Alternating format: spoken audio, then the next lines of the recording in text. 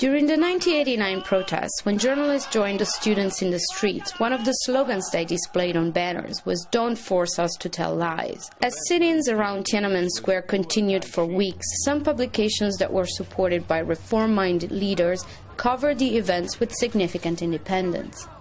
Hong Kong-based journalist Liu Ruishao was reporting on the rallies from Beijing for a Hong Kong newspaper.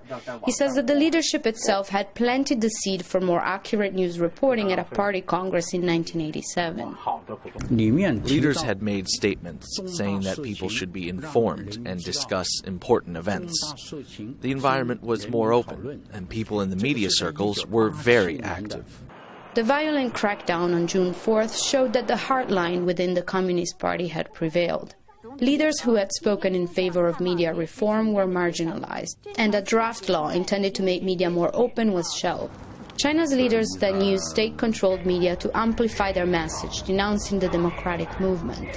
Many journalists who had sided with the students were jailed or suspended. 25 years later, China is now the world's biggest market for newspapers and internet users, both of which are closely regulated by authorities. Despite the constant policing of content deemed sensitive, the internet remains a major force for spreading information and exchanging ideas. Internet users routinely use the medium to discuss sensitive political ideas, shame officials accused of corruption, or post videos of lawbreakers. Ching Chong, a senior Hong Kong journalist, says there used to be hope among intellectuals and the general public in China that the internet would be a catalyst for freedom. But clearly, this is not going to happen because you know why? Chinese President Xi Jinping has just ordered the setup of a national commission to monitor cybersecurity.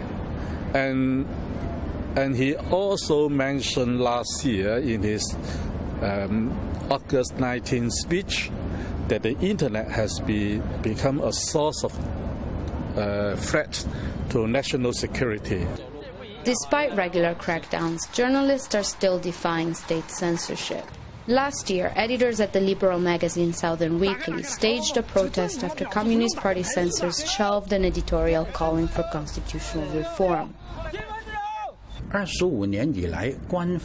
The policies on media freedom have not changed in the past 25 years, but what has changed are the increasing aspirations for media freedom from common people, staff in the media industry, intellectuals, and students.